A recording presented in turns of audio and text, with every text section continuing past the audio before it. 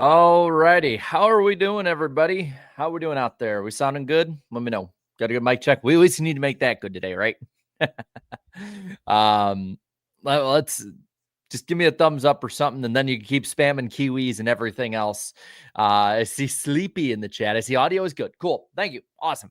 That was the 2025 Go Bowling at the Glen from Watkins Glen. It should be renamed the 2025 Go Bowling with SVG because this is his race. This is his type of track that he owns the road courses. There is no stopping him. There is no denying him. There is only just appeasing him. He will dominate. He will take the win. He will kick your ass. And that's exactly what happened today. Shane Van Gisbergen, I believe, had 38 laps led. He showed up, he kicked ass, and that's about the way that you can really put his day. The only thing he really didn't get that he was going for today was the fastest lap, which was amazingly from the last place finisher. And fun fact about this race, all 39 starters finished the race. All 39 did.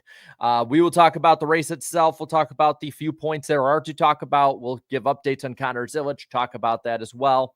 But first, let's get into what you thought of the race. Now, I already can kind of tell, by the way, what you guys are going to say, because I have the poll up on my end, and woo-wee, boy, it is, yikes, 5.86, 0.88. There was a race, 3, 5, 3, 5, 4, 2, 5.8, 8 SVG Kiwis out of 10, 4.5, 88. I think we have an SVG fan here, that's for sure. 6, 7, there's a 10, 3, 0, 7, 3, a snoozer out of 10, 6, 4, 6, 2, I think is there 5. Yeah, I kind of figured that was going to be the way that we went about how we thought of this race. I'm going to be honest with y'all. I think that there were probably aspects of the race that were better than people thought. I think there were parts of the race that were interesting to watch, and I think people aren't going to really give that credit that's there. But with that being said, this was the worst race of the weekend, far and away at Watkins Glen. This race was, in my opinion, pretty dull. You kind of knew after the first little bits of things here and there, and issues that some had, like Kyle Busch and Denny Hamlin and Chase Elliott and Brad Keselowski. You pretty much knew what was going to happen up towards the front. There was at least the tire strategy aspect, which I appreciate. I do think NBC is to blame for some of the snoozing a little bit, because if you looked in that range from about 5th through 14th or so, there was actually a ton of racing that they did not cover, focusing just on SVG. And I get you have to build up the storyline and, make everyone feel emotional about, everything going on and all that. I get there's that building aspect to it. But that's on not SVG. I think he's getting way too much hate for no reason. That's on NBC. They need to cover the racing in the field. They did better at that early in the race, but then as they got down to the end, they have to have their playoff talk, and they have to have their, heartstrings, tear-jerking stories and all that, which I feel good for SVG and his dad being here and all that. I do. I don't want to make it seem like I don't. But I do think there was more racing in the field today than will be given credit. With that being said, I still think it was a pretty dull race. I still think it was, I won't say necessarily the worst race.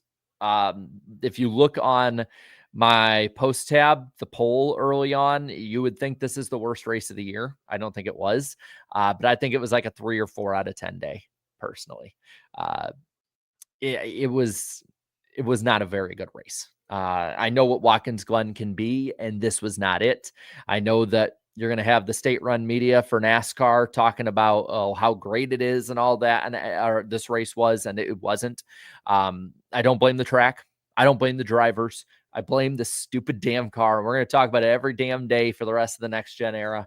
I know people are going to get sick of hearing it. I totally get it. But it's a car. It's 100% the next gen car. And at this point, I I'm so frustrated. I really don't think I can go into like a big yelly rant about it. There was tire strategy and there was fun stuff through the pack, and there was racing. Busher made his way up, then Bell made his way up. You had guys like Briscoe, Bubba Wallace that did well, but credit to them and credit to Shane Van Gisbergen. I know it's boring having the same guy winning all the time, but he's just that good, and I think as a fan base, we tend to not appreciate when people are really good, and we should. With that being said, let's look into the race itself. This race was 90 laps. There were 3 cautions for 8 laps, 2 of those being stage cautions. Props to NASCAR for not trying to throw a BS caution and make a show of it. I appreciate that. I appreciate a natural finish because as much as I really didn't like this race, I like after how much of a hellscape yesterday was in every way and how sloppy the truck race was. I like having a natural finish that's not something dumb, that doesn't have crazy wrecking and all that different stuff. And a NASCAR fan, definitely, you know me well. Credit to them though for not trying to spice it up. I appreciate that. I appreciate having a natural finish. We can't go complaining about too many overtimes and about too much entertainment based and all that without at least, the bare minimum of saying, okay, I'm glad you didn't do this or you did what, in that part of it. Now, this race was 2 hours, 10 minutes, 37 seconds, 8 lead changes, and 11-second margin of victory for SVG. I mean, just damn, son. When you look at this race, by the way, of the main 3 series, this was the shortest race of the weekend. 2 hours, 10 minutes, 37 seconds. That was far and away the shortest of the weekend. If we didn't have stage breaks, I'm pretty sure this race is probably under 2 hours. So 2 hours, 10 minutes, 37 seconds. In comparison, yesterday's race was 2 hours, 27 minutes, 27 seconds. And the truck race was the longest race of the weekend, 2 hours, 34 minutes, 53 seconds. I don't know how often you can have the nice fun fact that the truck race was the most fun. The ARCA race was not longer. It was only like an hour and 6 minutes. But the ARCA race probably was all in all the best race of the weekend. I'm not going to lie. The ARCA, if you missed the ARCA race, you probably missed the best race of the weekend, which is insane to say. Because like Xfinity and truck had their moments, but went too stupid. This race was just a next gen race. It's it's crazy. We are in the craziest timeline right now. We are definitely in the craziest timeline right now. As for the finishing order, I've held out on you guys long enough. Shane Van Gisbergen is the winner after leading 38 laps of this race. Christopher Bell in second. He had a hard charge at the end, got up to second, best of the rest. That's about where these guys are aiming right now when it comes to being against SVG. Chris Buescher led 5 laps, came home with a 3rd place run today. Another solid run. The best when it comes to consistency, the most consistent road course racer of the next gen era. William Byron comes home 4th. Then Chase Briscoe, after leading 6 laps, beats Blaney at the end to finish 5th. 6th is Blaney, who had 35 laps today. And I got to say this, Ryan Blaney, I think people bring up that Roval win. But no one was picking him this weekend. No one was expecting Ryan Blaney to go up there and 1, win the pole, but 2, Ryan Blaney for a good portion of this race was right up there with the 88, or like I said, leading right in front of him. That to me is impressive. I think that's improvement based on how he's been at these tracks before. Just really, really great run for him. Again, this team is either running for wins in the top 5 or crashing out or blowing an engine or something like that. This team, to me, the 12 team, I think is way better than any Penske team speed-wise has been for a long time. Everywhere we go. Daniel Suarez with the 7th place finish. Bubba Wallace 8th, his 4th straight top 10, tying a career high. So, I mean, going into a place where Toyota is pretty good in Richmond next week, and then a super speedway with Daytona, he could shatter his own career record. 23 team is starting to look good at the right time. Tyler Reddick in 9th. 10th is Ross Chastain. AJ Allmendinger in 11th. This is outside of the Roval, I think, his best road course. So can we please stop the dialogue that we're disrespecting AJ when we don't pick him? The dude's irrelevant at these tracks now. He is carrying the equipment. It's the equipment that's the issue, but he's carrying the equipment. Eric Jones, very rough and rowdy day, comes home with the 12th place run. Ryan Preece, 13th after a lap led. So at least some positives there for him in a day that ended up points-wise not being the most positive. We'll get to that in a moment. Joey Logano, 14th. 15th, Austin Dillon. Austin Cindric, 16th. Zane Smith, 17th. Hocevar McDowell and Alex Bowman, the top 20. And you'll notice one name in particular that was not in there, that being Chase Elliott. If I'm not mistaken, Chase Elliott has finished in the top 20 in every race. Did not happen today. A road course. Hit the site of his first win. One of his best tracks historically. When stuff doesn't go wrong, Chase Elliott not even in the top 20 today, which is crazy when you think about it. Of all the places, whether it be the pit crew, whether it be the crew chief, whether it be the driver, you name it, whether it be the car in general, Chase Elliott does not get a top 10 today. Or top 20, I mean, today, even. Noah Gragson, 21st. Kyle Busch, 22nd. Just a damn shame with Kyle Busch. He had real speed and just got basically KO'd over and over again. Ricky Stenhouse, 23rd. Riley Herbst, 24th. Not even indicative of where he ran. Riley Herbst actually a very solid day. Then 25th, Denny Hamlin. 26th is where Chase Elliott finished. Oof. I mean, that's a rough day for a team like that. Justin Haley in 27th, Todd Gilliland 28th, Cody Ware 29th, Ty Dillon 30th, 31st, 5 laps led, should have probably had at least a top 10 today. Strategy was right at the end to get it, but Brad Keselowski 31st after a flat tire right at the end. John Hunter Nemechek 32nd, 33rd is Ty Gibbs, 34th, Cole Custer, and 35th after, again, a very bad start to the day that just led to a bad day in general, Josh Berry. 1 lap down in 36th is Catherine Legg. Josh Bilicki a lap down in 37th, and 38th is J.J. Yaley. 39th and last, 15 laps off the pace, but still running. Fastest lap of the day, Kyle Larson. We will put those on the bottom of the screen now. As for the points, as we run, when you look at the cut line, it looks like this with 2 races remaining. Tyler Reddick plus 117 points over the cut line.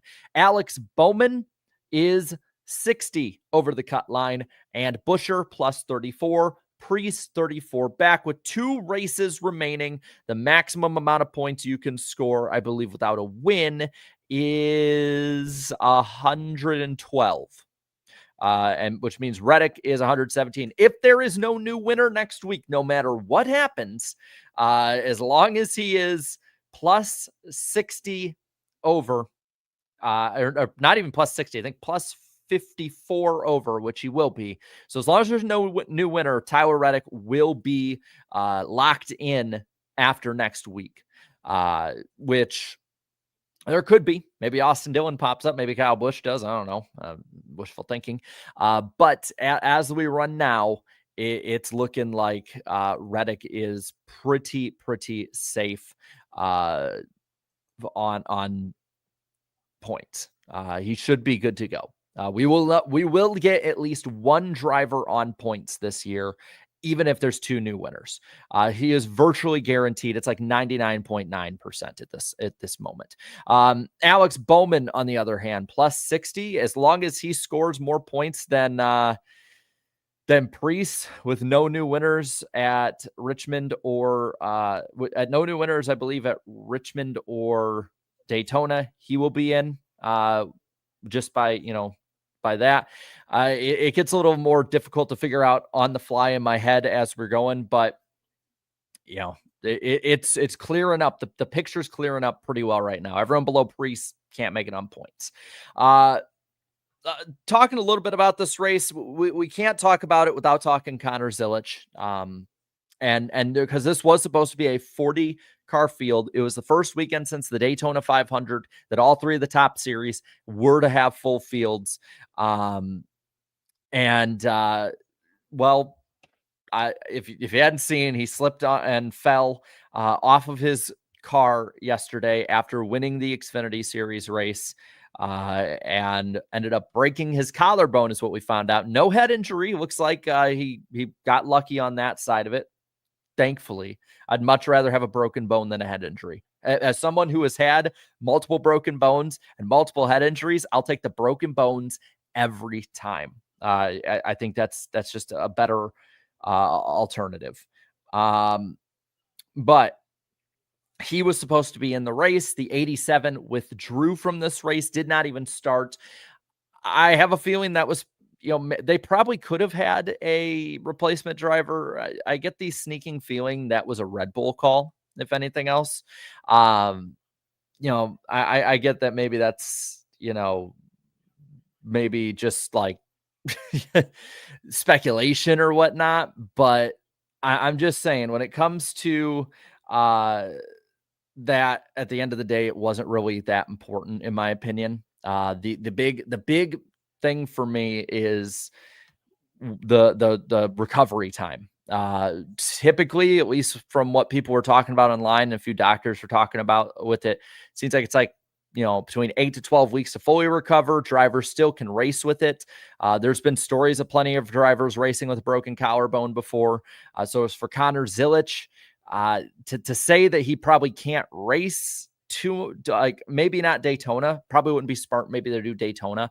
But to say he can't race long-term, unless it's something really, really severe they haven't really talked about, I doubt that's probably going to be the case. It'd probably be smart for him not to be in the Daytona race. In all honesty, they can get a Chevy driver. They can get somebody who might need some more learning in the draft, or maybe somebody that's a truck driver that can get a chance up there, or something like that.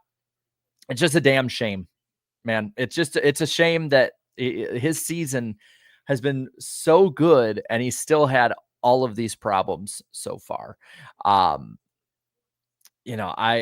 It's rough to see, man. It's rough to see somebody of that talent level that young.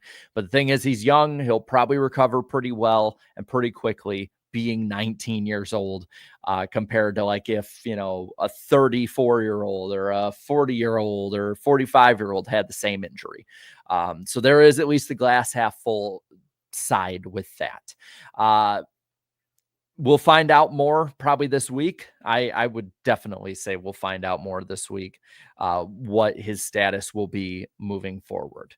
As for the rest of the Cup race here,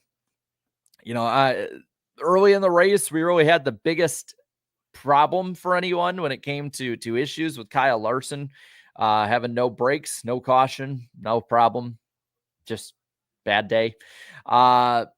Other than that, though, I mean, this race was really dull. It was basically just following who got out of the pits first. I mean, there's not much more I can go into. I mean, there were some things. For instance, Josh Berry going around after Ty Dillon and Zane Smith got into him after he was being held up by the 9, who was on a different strategy.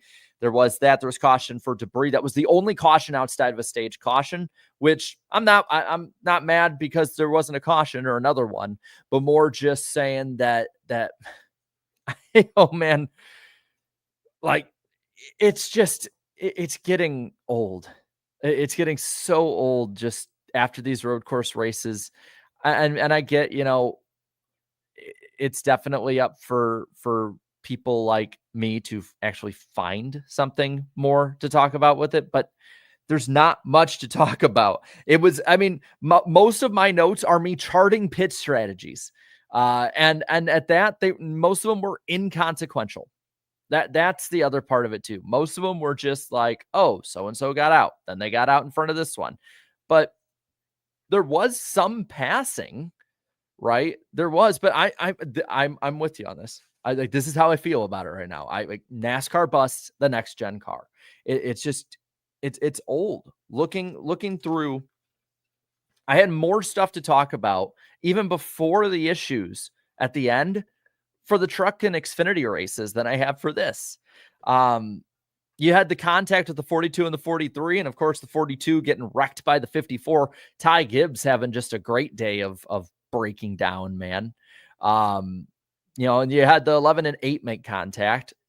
I'll say this with Kyle Busch again. Whatever can happen to him will happen to him. That's just the way it continues to go with him. Whatever can happen to Kyle Busch to crash him out when he has a good car, it will. If it's a bad strategy, the team just completely shits the bed. If it's an issue like a flat tire, it's going to happen to him. If a crash happens in front of him, it's going to happen to Kyle Busch. If anything is to happen when he has a good car to any driver, it is going to be Kyle Busch. He had a top 5 car today. I think he did. Speed-wise, that car looked really good. Did it have anything for the 88? No. He had nothing for Shane Van Gisbergen, but nobody did. But, I mean, hell, man. Like, I think he could have run in that top 6 or 7 group at the end, as long as the team executes, which I guess is a big ask, knowing it's RCR. But, like, he could have. It's just constant issues over and over and over again for him. And at this point, you almost don't know what the hell to say anymore with it. But he has those issues from there, though. I mean, it's just piss strategy. I mean, I have it where it's like 36 to go, and they just all came in like chunks of 4. It wasn't like a land rush. There wasn't somebody getting held up on pit road. There was literally no drama with any of that stuff today. And NBC tried. They did. They tried their best today to be, to pump up all of the drama going on and bring up storylines and all this stuff. And it didn't work. It didn't work for me at this point. It's just getting to that level where we know what we have at this point.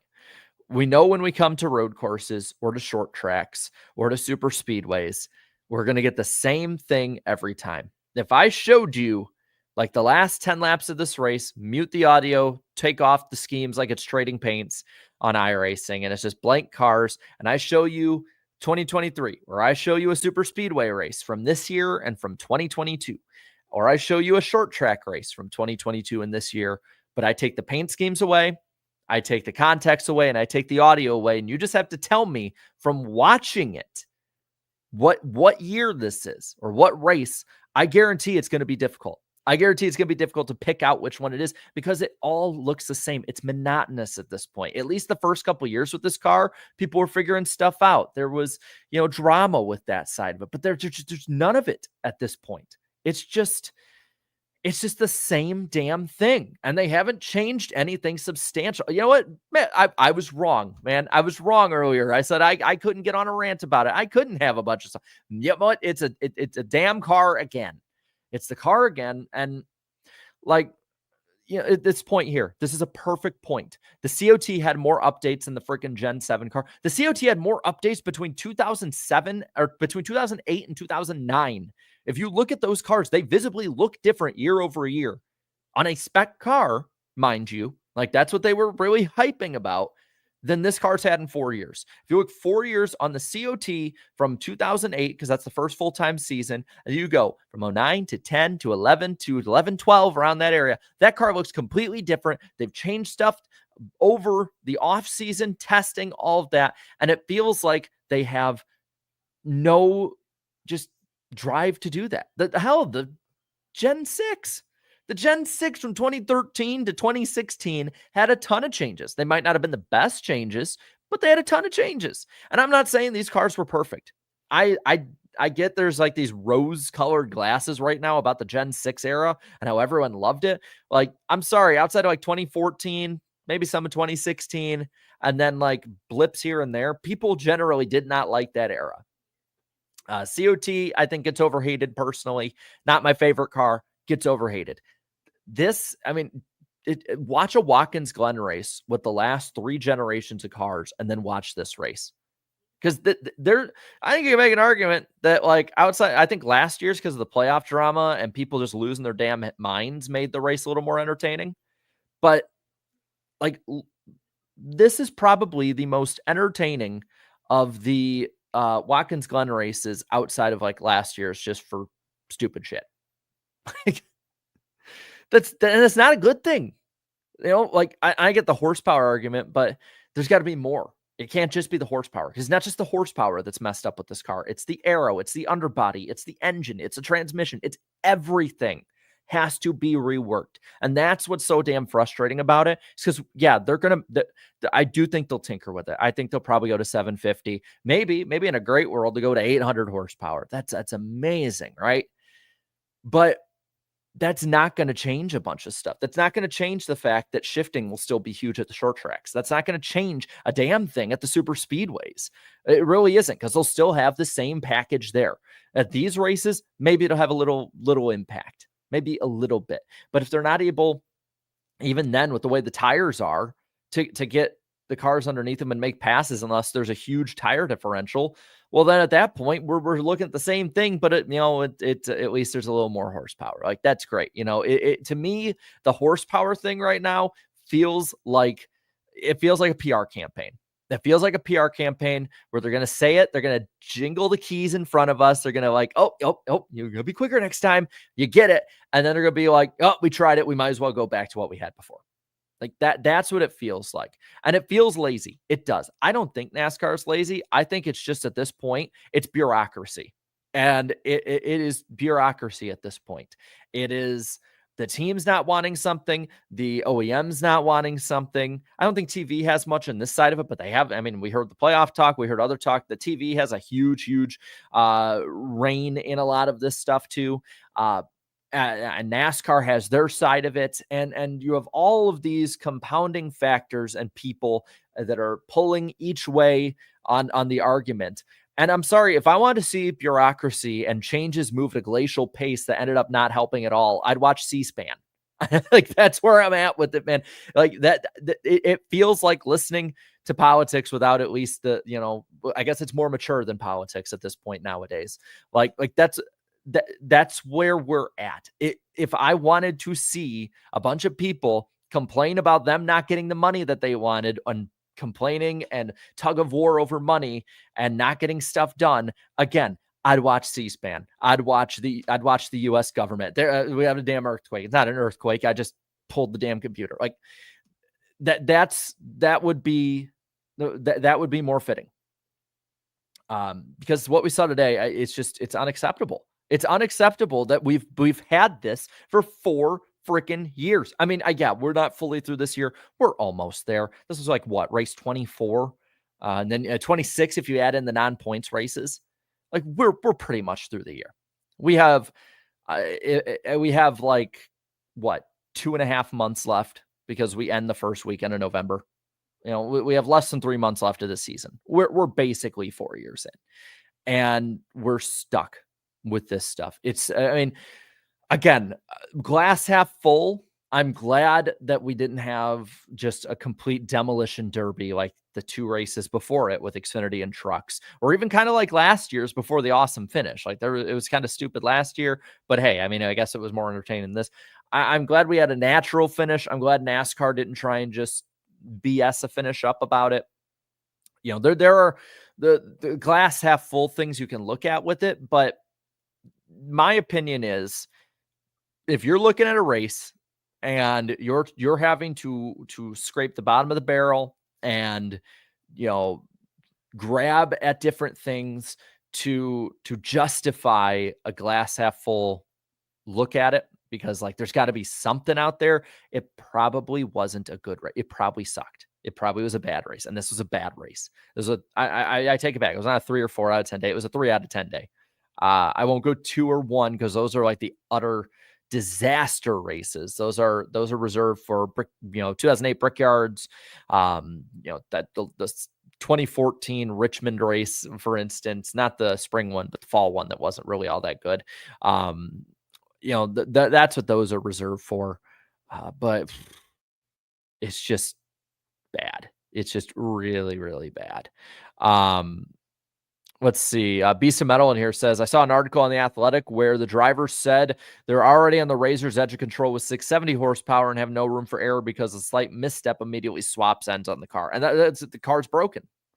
The car is set up completely wrong for what has been the setup for NASCAR Cup Series cars forever. For as long as I've watched, for as long as a lot of people I know in there have watched.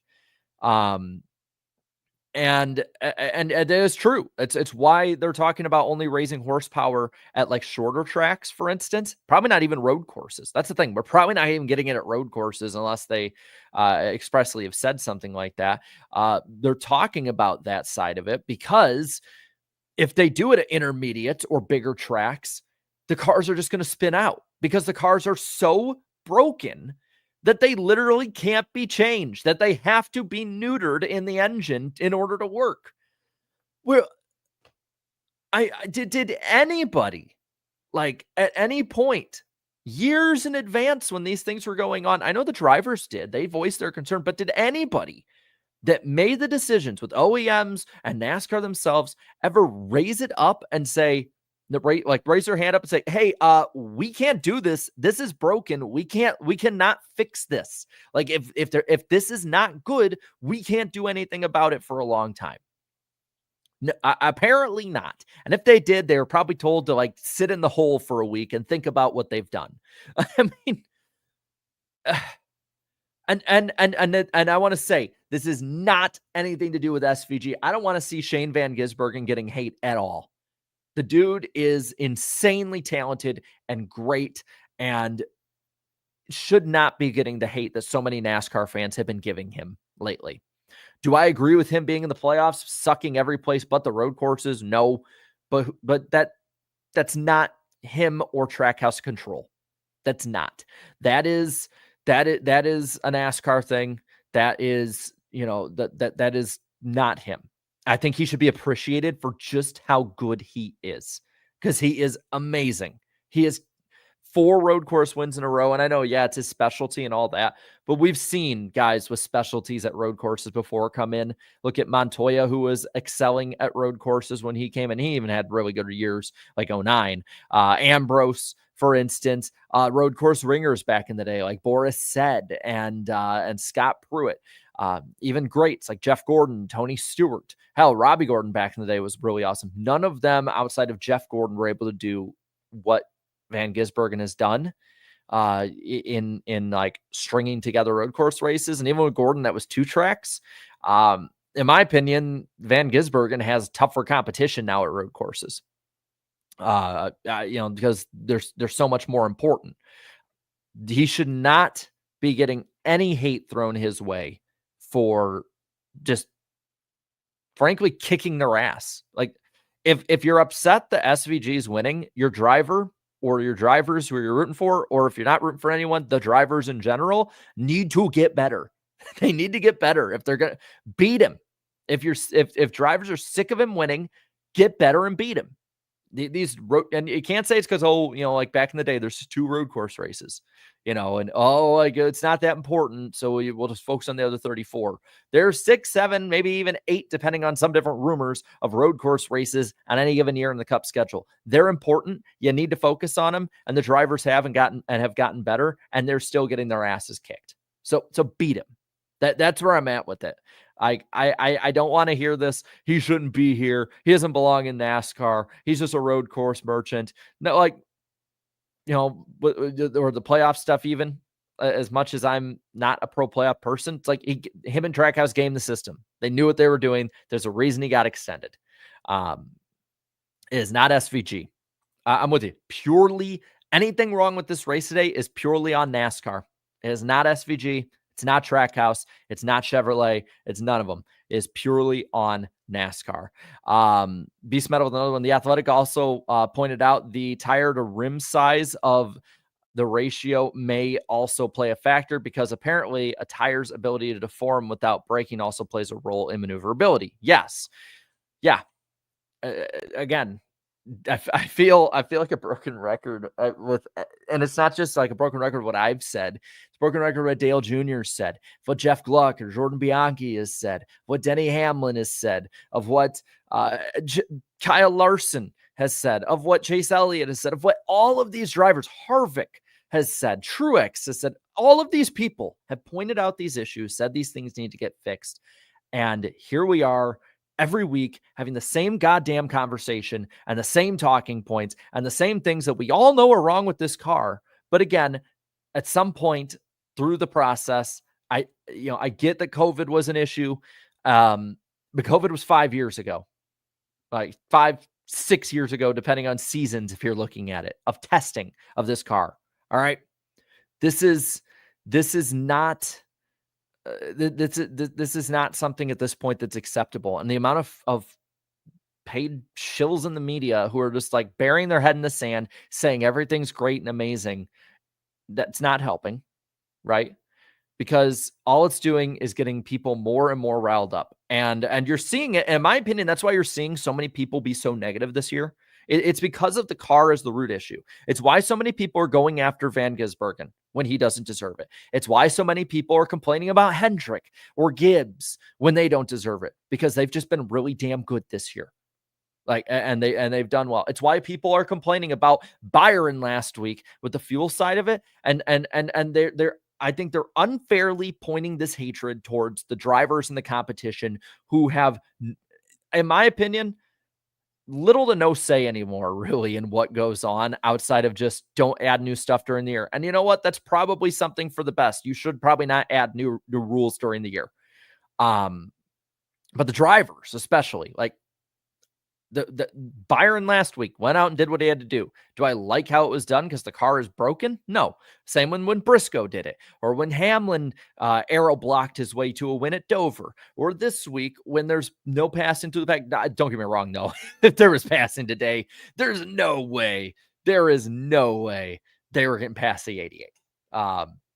Like, call it how it is. Let's be honest. The next gen, then if the next gen was a perfect and great car, Van Gisbergen still would win today. It was pretty much predetermined, unless his crew screwed up or had a flat tire or something like that. He was gonna win. And even if he had that happen, he was probably still gonna get a top 5. Let's be honest. He's just really damn good. I see this. I complain too much these days. But you know, if they gave me less to complain about, I'd complain less. Like that's where I'm at with it. Like this, the Australian invasion, SVG, you're a legend. He is. In my opinion, Shane Van Gisbergen has cemented a place in NASCAR history to be remembered. Is it going to be the same as a lot of other greats? No, but to have somebody this good at these types of tracks like that, that's pretty, that's still pretty damn impressive. Or New Zealand, fair. New Zealand, in general, outside of America, he is the legend.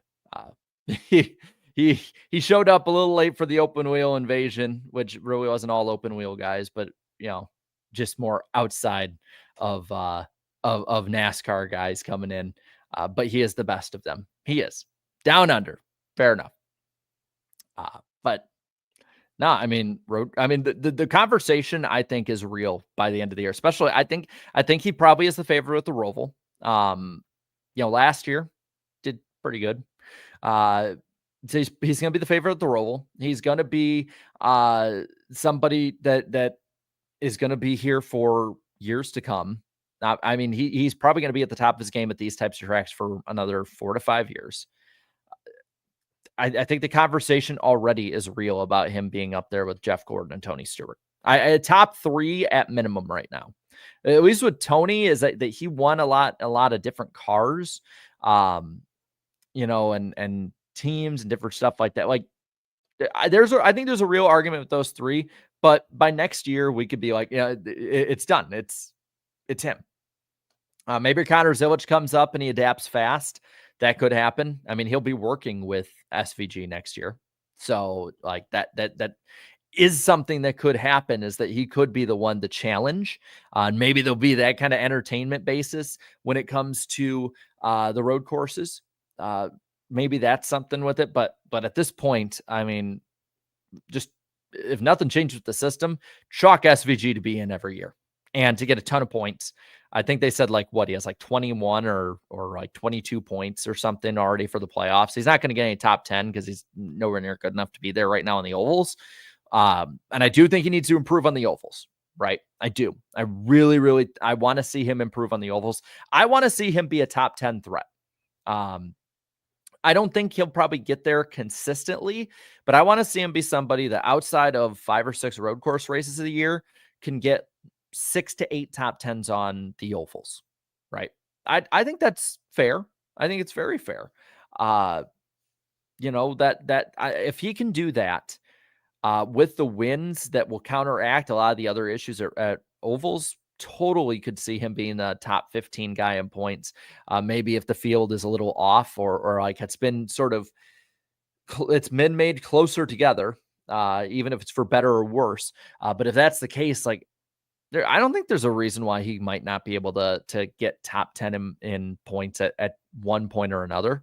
I mean, again, look at Montoya at different points. Look at guys like Ambrose, who at times were top 15 in the points when they had their good years. He has time. He has plenty of time. I still think. I mean, again, at least 5 or 6 years probably to improve. I'm very curious to see what he can do over time. I want to see him improve at the ovals. I want to see, again, by the end of the year, I want to see a top 10 or 2 at an oval like Kansas or Martinsville or, Bristol, Gateway, like just one or 2. I don't think he'll be competing for a championship. But I do think that he can be somebody that's, can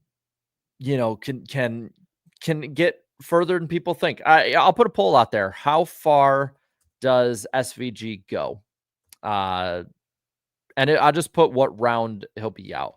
Round of 16, not 15, 16.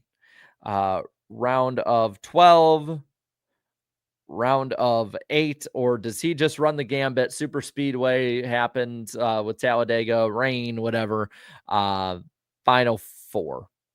No, we'll put it out there. I think he can, probably around a 12 with the points had, but again, he's the favorite at the Roval. I think. I mean, I think he could make the round of 8 this year.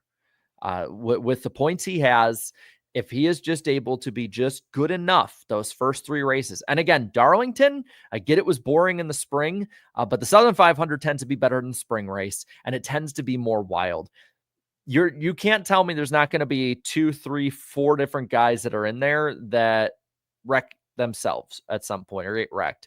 Bristol, as boring as it can be, there's always a playoff driver or 2 that has problems there. Gateway, I'm interested if it has the same effect on a Gateway race as it did on Watkins Glen and with it being in the playoffs, because Watkins Glen has been very dull in the regular season, but last year's playoff race was really crazy and and very out of character for what these races have been before.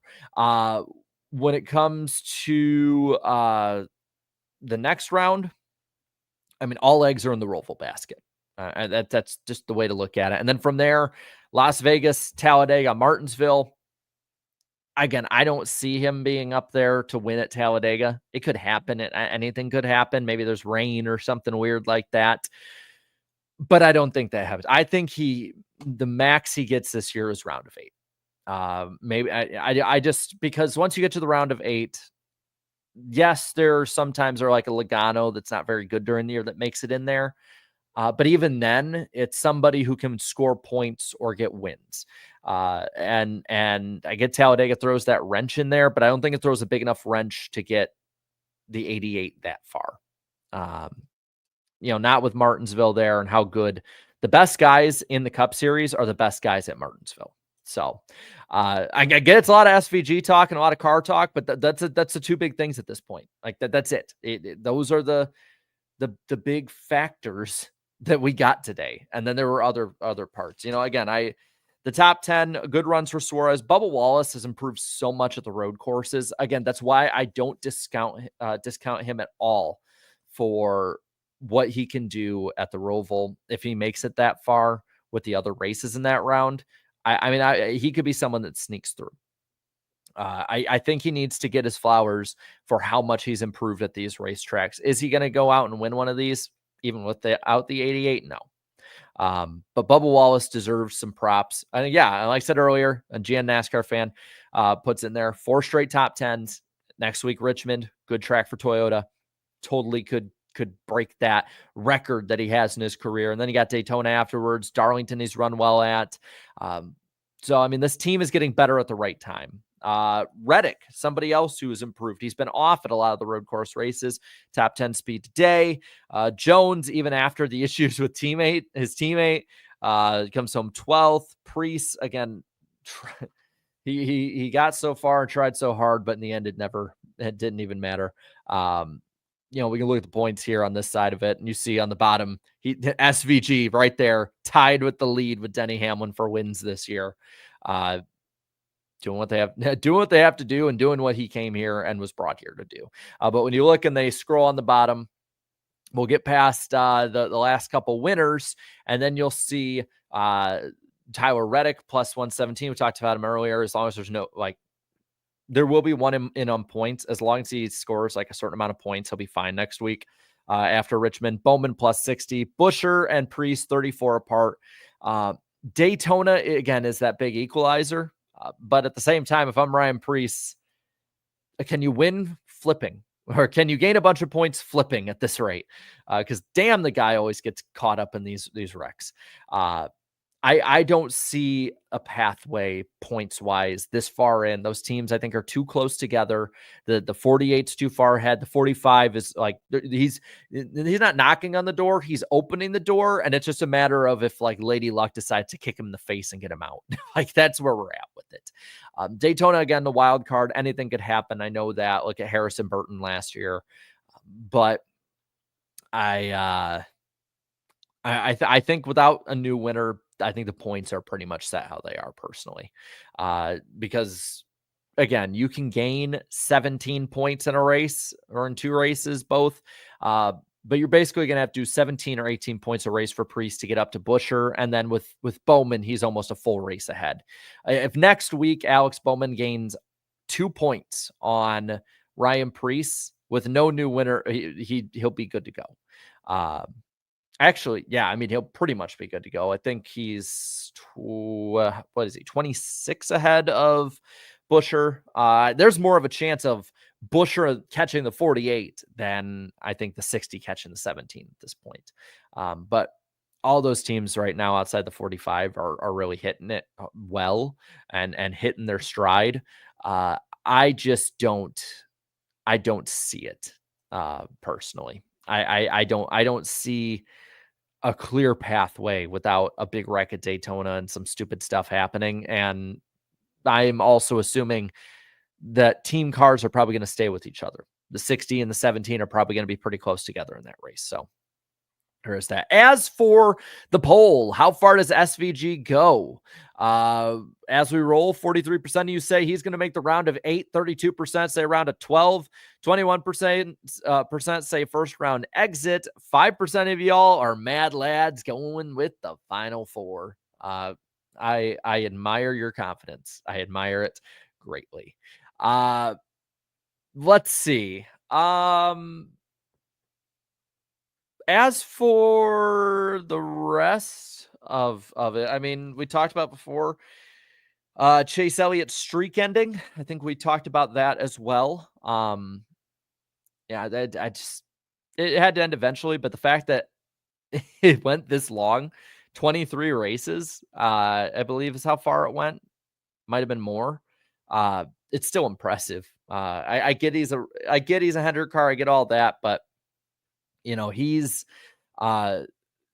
still in the Cup Series, and the Cup Series can be crazy. And we've seen how people get taken out of these races at different points. We've seen, these issues before that'll hit these guys, and it hasn't hit him, or really hasn't till today had any major problems. But there's a reason. It's I think a record of top 20s in a row.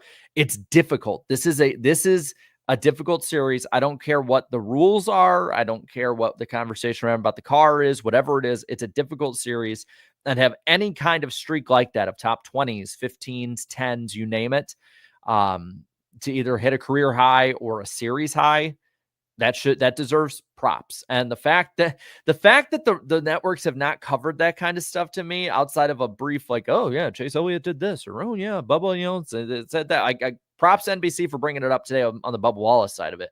But that's on them. They got to bring up those storylines. Those are things that I think fans want to hear. No DNFs either. He hasn't had a DNF this year. Which again, look through the field. How many of them don't have DNFs? That's the thing with Chase Elliott is that he's old. He's very old school in a lot of ways, in that he takes care of his equipment, gets the most out of bad days, usually when he can, and is good with points racing. He's old school in that respect. There's some new school stuff with him. He can be a very aggressive driver, and I think people seem to overlook that.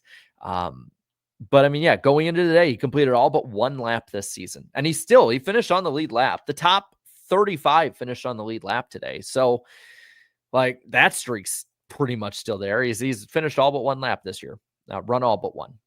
Hey, you got to give props on every bit of things like that. And if you can't tell, I've been listening to a lot of Mark Martin this week. I don't know if you caught it. Mark Martin is on Shannon Spake's show. And yeah, I agree. Chase is like his dad in a lot of ways. And Mark brought a lot of that stuff up. And me, as somebody that covers the sport, I have to agree with him on that. It's like, it's up to people like me, or people like Shannon Spake, or people like, Jeff and Jordan on the Teardown, or, people that cover the sport in general. It's up to people like us to actually talk about those stories and bring more light to them in general. It's not just about playoffs. It's not just about winning. There are 38 other guys that ran today outside of SVG. And while we got the most talking out, about him today, there's still, again, we talked about a lot of others in the field that had good or bad days. And I think that's something that a lot of people in NASCAR media should probably listen up to, because quite frankly, a lot of them aren't very good at it. And I want to get better.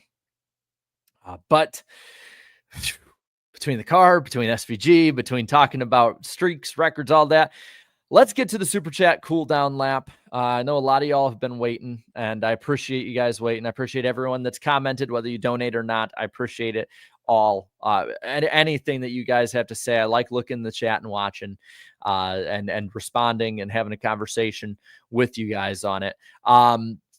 Quick little notes of business here. As for this week, Tuesday night, NWP 400 duels on IDK Players channel. Should be a lot of fun. I'd replay the trailer we had with what was copyright-free music, but they have copyrighted it since, and I really don't want to get a strike or anything, because I like streaming with you guys. But if you want to see it, we'll re-upload it tomorrow morning on the NWP Clips channel. A lot of fun fun stuff with that. My voice is going out. And we have NWP this week on Danny B's channel. John should be there as well.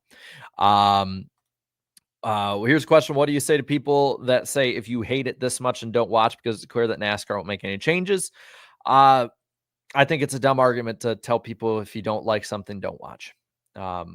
I think we should have a clear dialogue on just about everything in the sport, if it's something to be dialogue worthy. If you watch NWP each week, me and Eric are on totally different ends of the spectrum with playoffs and other things in the sport, but we're good friends and we talk about it, and we talk about it respectfully. And I think that should be the way that we go about it. Unless it's something to the point where it's like that one dude on Twitter that didn't like Lee Diffie because his voice, and basically it was like going after people like that, then, like, other than stuff like that, I don't think we should tell people to go away. I think we should hear what people have to say. But that's just me. And that's what one dumb YouTuber is saying. So there's plenty of other takes that are probably better than mine, let's be honest. But still have the dialogue, right? As for the super chat cooldown lap, John Kernan's his name. Yeah, he's the dumbass. Saying sucks seeing KB fast for once and gets taken out. Yeah, that's the truth. I mean, they brought speed, and that team has at times brought speed, and they a lot of times have bad luck. To me, for them, it's Daytona or bust. I don't see RCR 2 years in a row pulling a hat trick at Richmond. Some crazy momentum. Plus, Busch has not been very good at Richmond in the past couple of years. Marky Mark says, missed having the radio style broadcast. I think that was brought on more because it's pretty clear to me with the reduced amount of people working on NBC broadcasts now that I think NBC has definitely trimmed some things down at this point. That to me is probably why we didn't see it. There's just not as many people on NBC working at the track anymore, at least from what I can tell. And I see everyone's going Forrest Gump, higher IQ, Austin Hill or Forrest Gump. Oh God, man, the Austin Hill stuff. Just, I do think Austin Hill is a very talented race car driver, but my God, man, he is very good at just stepping on his own feet and doing dumb things or being dumb. Donald here saying that NASCAR has backed themselves into a corner with the next gen car. This car is a cheat code for SVG. Gustafson was drunk making Chase's strategy. I think probably what the 9 was going for was probably different cautions at points or whatnot. And it's the next gen car. You can't bank on cautions. It's why everyone pretty much outside of a couple here and there had the same strategy. As for the next gen car, I mean, I do think, again, this fits SVG very well, but this car at the same time is I don't think the only reason he's very good. I think it's a reason why he excels much more. So I get to a degree what you're saying, cheat code on that side of it, but I also think if this was a Gen 6, I think he'd be able to adapt pretty quickly to it. Cameron saying, I think with 22 playoff points, SVG could make it to the round of 12 if he keeps running top 20 on ovals. I think SVG will beat Jeff Gordon's road course win record too. Yeah, I mean, he totally could. With the amount of wins, stage wins at the road courses added on to it, I don't think he'll get any more than 22.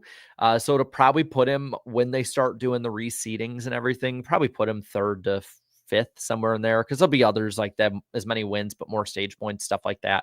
And top 10 in points that'll be ahead of him. But yeah, if he top 20s this thing and just stays out of trouble, yeah, he'll make it past. As for the road course win record, I mean, we don't know the schedule yet, but more than likely he'll have Coda next, which he was struggling a bit at this past year, but I think he'll be better at.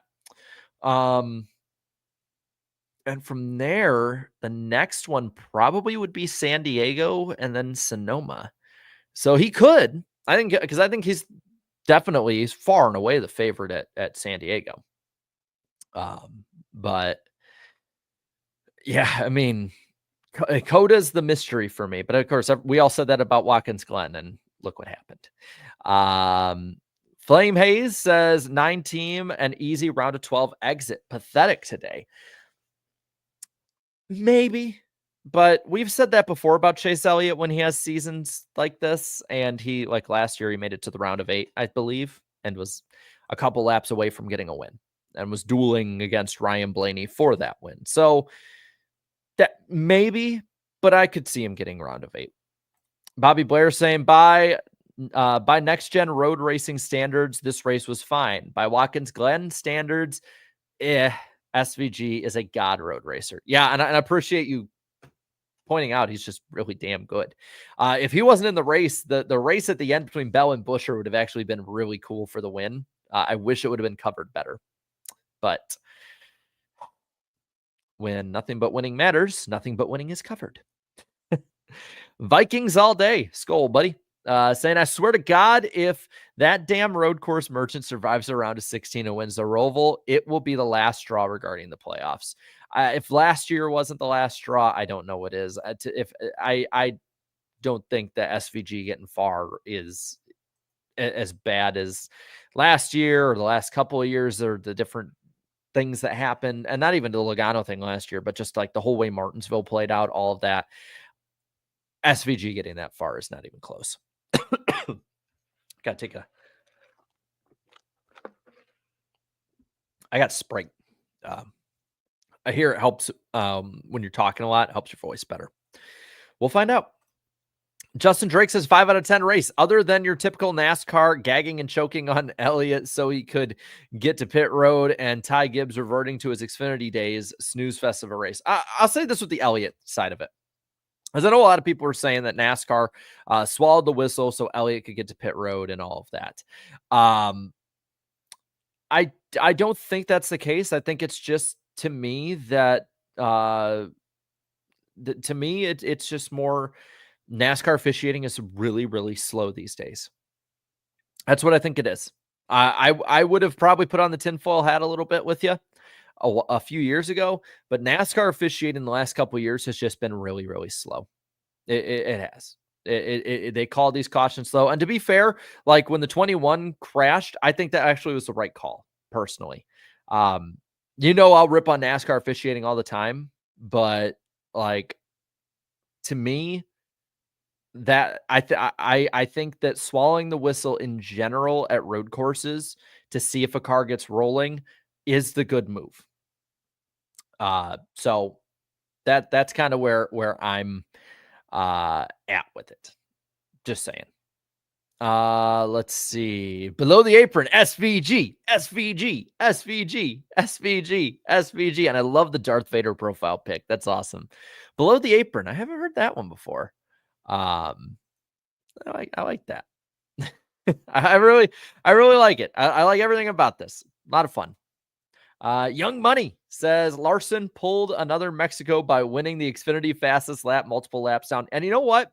I'll say this too. Because while I am somebody, and this kind of goes back to like the playoff and system talk. Well, I'm someone who very much is with Mark Martin on the full season format. We don't need to do Lapford. That system had so many problems. I do it just for fun because it's just is for fun. But whether it be a full season, 10 race chase, or a 5-5, whatever it is, what I like about the fast lap, and I hope if Xfinity pulls their sponsorship, because I know they're supposed to be like, they're definitely scaling back next year. They're not going to be the sponsor of the Xfinity series. It'll be a different sponsor next year. I hope that if they were to pull their sponsorship back a ton next year, they don't get rid of that and have somebody else sponsor it. The same way like the Lucky Dog Award does. Because while Xfinity fastest lap is really good for a name in general, I like the idea of guys going to the garage after a bad day and staying out there and hoping that people maybe fall out, or that you have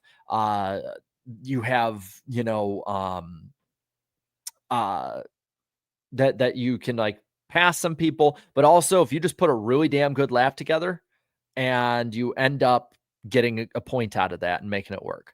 As for this, Busch Series is back. From the rumors I've heard, Busch is not going to be the sponsor. I don't know which one will. There's a couple of options, but Busch was not one of them that multiple people have told me. I would like it, but I don't think it's going to be Busch next year. Unless something changes, which then I am A-okay with. But I don't want anyone getting their hopes up about that. We did get Craftsman back at least. Happy. I hate to do the ats because you guys have really good fun names, and then like it just shows me the ats. OnlyFans series. Yeah, that's when Natalie Decker will come back next year. I'm sure there's probably somebody on Twitter that hates me for saying that. Happy saying SVG is inevitable on road courses. Also, it was good to see Zilich in good spirits after the fall he took yesterday. Yeah, I like that kid. I think he's going to be really damn good in Cup one day. I don't think he might be as good like right off the bat like people think, but give him a few years, and I think he'll be a lot of fun. Gia NASCAR fan says racing was 3 out of 10, but I love SVG's dominant storyline. I mean, I'm glad that more people are coming around to it. I feel like a lot of people just focus on Twitter too much with it. That's why I don't tweet during races anymore. I don't like it. being on Twitter all that much during races because you start seeing people like hive mind it. That's why when I post something, I usually post and then I close the app right off the bat. Um, and I feel like people are focusing too much on the Twitter side of it because in general, like outside of I think Twitter and like maybe Facebook, most people I see talking about Shane Van Gisbergen are either really they're upset because they're tired of the same guy winning, but they're usually like, but it's still really impressive or really good for him. Like I see it on YouTube, I see it on Reddit. Hell, I do see it even in some of my circles that I follow on Twitter. And I'm glad that a lot more people are coming along to appreciating just how good he is because when he's, because he's probably not going to last as long as a lot of drivers in this series just because of his age. When it's 15, 20 years from now and people look back, they're going to appreciate this the same way that people are really starting to embrace and appreciate Jimmy Johnson. And trust me, I was a kid back then during that era for most of it. But trust me, back in those days, I wanted nothing. Even as a junior fan, there were days where I was like, man, I'll take Kyle Busch winning over Jimmy Johnson again. Like, I don't care. I'll take Jeff Gordon winning or whatever, just because it was just over and over. It was too much Jimmy. But now I look back on it and I'm like, damn, I watched one of the coolest eras in NASCAR when you look at just one team and what they were able to do over that time. So I'm glad that at least in this instance, it's not Jimmy Johnson level of dominance when it comes to like all time, but it's still amazing. Real SW says, good, awesome job, SVG. Okay, I stop being positive now. Let me be negative. NASCAR, make changes to the damn car. Richmond is next week, and it's going to be a snoozer. I think Richmond's actually going to be, I think people are going to be pleasantly surprised. I don't think Richmond's going to be some amazing, great race. But I do think Richmond is going to be better than a lot of people think. And I think people will be more positive on it because of how bad the last couple of weeks have been. That's my theory. I think next week could be a 5 or 6 out of 10 day, and people are going to be like over the moon about it because Richmond, in my opinion, of the 3 old school short tracks we have had for the last 25 or so years in NASCAR, Richmond has definitely been better than the other 2 of Bristol and Martinsville. And I will take an average race at this point with this car. It could be a fuel mileage race or a tire strategy race, even depends on how it all goes. Jeffrey King saying, SVG, congrats, you deserve it, but the media pretending he can advance past around a 16. Dirty air sucks.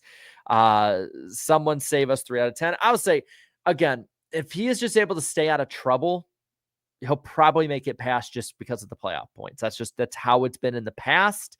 But if he has a race where he runs like 30th, then no, I wouldn't see that happening. Marky Mark saying, my 2 favorite tracks, Martinsville and Watkins Glen, have sucked. Yeah, I'm a Martinsville stan. I saw NASCAR Chasm. Speaking of Martinsville, NASCAR Chasm put out a funny tweet where he said that's what you get for slandering the Martinsville hot dog when Kyle Larson spun it around and had no brakes. And I'm not trying to like laugh at his failure, but it was like, I'm a big Martinsville guy. I love the Martinsville hot dogs, all that. When I saw that quote come out this week, I was like, oh, cool, more for me. I'm glad he hates him. Like, I'll be able to have more. But I just thought that was funny. But yeah, they both been pretty bad. Max saying that race was ass. 2 out of 10. This car is just awful. This season hasn't been not that good. Also devastating as a Larson fan to see this massive slump. It's been a slump, yes, but I don't think it's insurmountable. I think, ending off the regular season like this is not the greatest, but I've seen years, again, going back to Jimmy Johnson, where Jimmy ends off the regular season just atrociously. I remember there was like one year he like wrecked out of 2 races, had a blown engine. Like he just limped into the chase and he went on to win a championship or like run top 3 in points. So, the regular season's indicative definitely of who's good, but it's not indicative of how good people will be once the last 10 races come along. If you want a silver lining, at least. Napa Racing fan, SVG is so good at road courses, he wins before anyone shows up. That's a good way to put it. K-Pro saying, you had to drive like a dickhead to pass today. Yes and no. I will say the tires did matter at a certain point. they just didn't really cover it all that well. Uh, let's see. QDOG Sports saying, great job by SVG, but this race was crap. F minus. NASCAR needs to fix the car before next year. I just want steps in the right direction at this point. That's almost where I'm at. I don't even need full scale fixes as much as we should get them. I just want to see steps in the right direction. Boomerang saying, completely off topic. I see the dates, but what are the times for the NWP 400 duels and race? Are there still openings? I do not think there's openings at this point, but the time for it for both are 8 p.m. Eastern time, Tuesday night for the duels and LCQ, which will be right after the duels, late into the night. And then the main is Sunday night, the night after Richmond, 8 p.m. Eastern time, 43 car field. The way it's going to go is like it's been in years past. Fast four in single car qualifying, get in, don't have to race the duels. Top 19 in both duels get in. So you go 4 plus 19 plus 19 equals 38, 42 cars then in like that. There's 29 in each duel, which means there'll be 20 in the LCQ. Winner gets in for that, for the final spot, Mr. Irrelevant. They're going for $1,000 winner take all in the main event. So a lot of fun stuff. And you'll have me on commentary. Danny and Eric will be in the chat and chatting it up with all y'all like they did last year for the main. I think Eric will be in the chat on Tuesday. So it's gonna be a lot of fun. I hope to see a lot of you guys there. It's just for the fun of the game and the love of the racing. Dr. Elk says, can we talk about the 21 hitting that wall? He hit hard, sat still, no yellow, but half a lap later, he finally gets going. And after the 9 pits, yellow for debris. What is race control smoking? Okay. So I said earlier, I like the idea of swallowing the whistle for a little bit, especially at road courses, just because sometimes he'll get back going, and he did get back going. Now with the debris side of it, they waited a little too long to throw it for debris. I don't know why that part took so long. I think it's just slow to the reaction though, on the debris side of it. I don't think it was maliciousness. I don't think it was trying to help Chase Elliott. I think it was just NASCAR race control being NASCAR race control. Austin saying, we were rightfully quick to call the COT and Gen 6 cars a failure for 4 years in. We're 4 years in, and the racing has gotten worse at super speedways, road courses, and short tracks. When do we admit it sucks? I think we have. I think I said even this past Wednesday night that this car it's a failure so far. Like, there's no way around it. This car is a failure so far.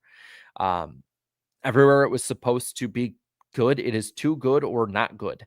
And when I say too good, I mean drives too good at like road courses, things like that. I don't think we have been shy at all of criticism. K Pro saying Trackhouse was driving like they had ARCA brakes. Ross definitely was the most at points. Young Money says NASCAR Cup driver with 5 career wins, SVG, 38 races, Austin Dillon, 430 races. To be fair, Austin Dillon didn't hyper focus on one type of track with a car that is similar to this beforehand, but fair point. Let's see. NASCAR should apologize for the horrendous changes they made to the point system in the next gen car. Like Stephen A. Smith says, blasphemous, absolutely blasphemous. When has NASCAR ever admitted fault or wrong? Bobby Blair says Watkins Glen is one of the best road course races, or no, one of the best road courses, I should say, in North America. I've always bragged that it can produce good racing with any type of car. Then the next gen happened. I'm with you. I'm with you.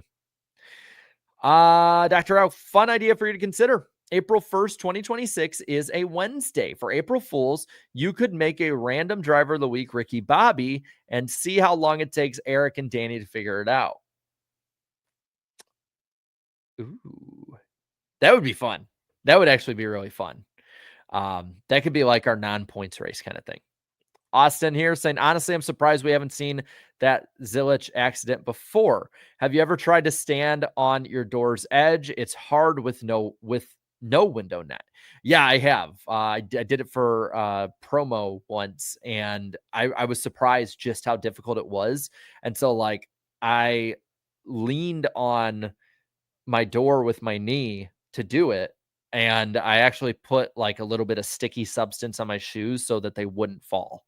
Uh, yeah, it is difficult. I am surprised it hasn't happened. Alex saying Connor Zilich is new Davey Allison. I hope talent wise, yes. I hope not when it comes to just bad luck. Blake saying, you see what happened at Bowman Gray last night. I did, and it was tragic. It's always tragic when a driver passes away. I was reading some of the articles about it today, and it's just sad. Austin here saying, when fans complain about tracks like Martinsville, Bristol, Talladega, and Watkins Glen, you have a serious car problem. It needs to get fixed. Love you, Jarrett. Love you, man. I love all of you guys. And I'm right there with you. It's the car. I'm sorry.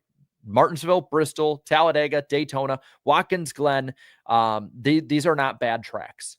Sonoma, not a bad track. Look at the racing at Sonoma before, especially even the stage air. Not a bad track. Good racing, great moments. It's not the track. It's not the track. It's the car. Indy Carson saying, sorry, Iceberg. I didn't know about Zillbilly's injury until later yesterday after I saw him crash SVG. Glad he's healthy. Glad I skipped TV Cup races now. Yeah, it was probably good that you skipped it, but I am glad that he's in good spirits, and it could have been much worse, and I'm glad that it didn't get much worse. Justin saying Bubba's fire suit looked fire. His car looks like who touched you, and show me on the doll where. Happy for Bubba nonetheless. Another top 10. That is, I've never heard a car that's ever been described a paint scheme like that. Andrew saying boring straight up race over triple overtime wreck fest, in my opinion. Yeah, and that's what I'm saying. Fair. Fair, very fair. I like the profile pick. I'm seeing a lot of people doing that, and I know why, and I am in agreement. Jeffrey saying Cup slower than Xfinity car per fastest lap is bad. That's the least of our worries with this car. Let's see. Austin saying, as a fan over 25 years, I've never felt worse about our sports future than I do right now. The playoffs, the car, the coverage, it's all wrong. I think there's a lot of issues. I honestly felt worse though 2018, 2019 personally. And to say what I said last week, there is always a light at the end of the tunnel. I do think it's going to get better. I've been around long enough to know when the racing gets bad, when things in the sport get bad, that there is a kind of a snap back and you get good out of it. So that's kind of where I'm at with it. I'm knock on wood with it. But it could get worse, but I think it's going to get better. NASCAR needs to watch their streaming service and see the old magic they used to have. Oh, NASCAR Classics. I love NASCAR Classics, man. They're doing such a great job over there. Jason saying, fire Blake Harris. He's ruining Bowman's career. Again, I don't think people realize just how good of a year Bowman is actually having, especially for the fourth Hendrick car standards. Like, he's actually having a really good year. It's just we don't see it because of the playoffs. Like, if you look at the overall standings, he's like 8th or 9th in points. He's not having a bad season at all. He's just probably could be a little better, but that's just my take on it. Bobby Blair says, I feel like we're all in the same boat as Dale Jr., where we just feel defeated as fans. See, that's the thing. When people say I complain too much, or people say that we complain on the podcast too much, or that Gluck and Bianchi complain too much, or that just about everyone who's independent or doesn't have some kind of NASCAR payment coming their way is too negative, I point that right there. Dale Earnhardt Jr. is sounding defeated. Like, that should send volumes further than anything the rest of us all say, is when Dale Jr. is the one who's like, I don't know, man. Like, that should send shivers up any NASCAR executive's spine more than anything else. Again, though, I gotta stay positive. There I think that I think that there is, again, it will get better. It might take a while too. That's the problem. Whew. Let's see. SVG's 4 wins are the most ever in a rookie season. He's a rookie of the year lock. No. Thanks for guiding me into NASCAR at my withering old age of 25. I'm a little older than you. If 25 is withering and old, then I don't want to know what 27 going on 28 is. Rookie of the year. If you're locked into the playoffs, you get rookie of the year. I'm assuming he's a lock. I don't see why he wouldn't be. I don't really see who would go up there and, beat him. But I'm just sort of focused on that withering old age. 25 ain't old. I know you're joking, but there's people that aren't. I had a kid that told me I was old because I was in my mid 20s, and it was just like, yep, I'm ancient. Oh man. Yeah, I don't think I'm old. Let's see. A few more here. SVG just took the soul of of NASCAR at Watkins Glen. He's like David Goggins. I'm taking souls, man. Taking souls. Stay hard. Keith saying, meh, out of 10. That's probably a positive way to look at it. Joshua Boston saying Kyle Larson's horrible season continues. It's Jimmy Johnson 2017 all over again. It looks like something needs to change in the 5 camp for sure. I think that's an overreaction. I really do. He is not that bad, man. He is not that bad. Y'all have been a bit spoiled, you Larson fans, or those who are like, looking at Larson that way. You've been a little spoiled. He's been like, what he's done over the last couple of years, even before the last 12 or 13 races, whatever it's been. He's fine, man. He is fine. Austin saying, I remember Real Radman said in 2020 after the Kansas race with Harvick and Logano, if the next gen car is wrong, fire everyone. So who's first? Everyone, I guess. I won't even name names. It's just everyone, I guess. It's wrong. Fire everyone. Darth V left the 5, no comment, but I appreciate it. Appreciate it, Darth. Let's see. Jacob saying NASCAR constantly ignoring their fans, owners, and drivers is going to cripple the sport if they're not careful. Well, they've done that for a long time. Even when they were doing well, they ignored a lot of those factors, and they're just going to keep doing it. That's just how it's been. It's how it's been run. It's how it's always going to be run. And if they win the lawsuit, it will be forever run like that. Even if they don't win the lawsuit, it's probably still going to mostly be run like that. Let's be honest. BCM. The bad car doesn't warrant unnecessary hate for SVG. His run is still impressive. Yes, exactly what I'm saying. Exactly what I'm saying. I want us all to be on the same wavelength with that one. Jason says swap Blake and Allen, then Bowman will win and Elliott will fall off more and join Dodge in 2027 when Dana buys the 2311 Chargers. Now we're just going into like fantasy land, and I kind of enjoy like how far we can go with these storylines. Keith says next gen car, crap out of 10. Yeah. Young Money. This might be a bold thought, but SVG is the best road course driver since Jeff Gordon. Jeff Gordon or Tony Stewart. Yeah. I think you can make an argument for Jeff or Tony. You could make an argument that he's the best ever at these types of tracks in NASCAR. I know we don't want to have that conversation, but I think it's true.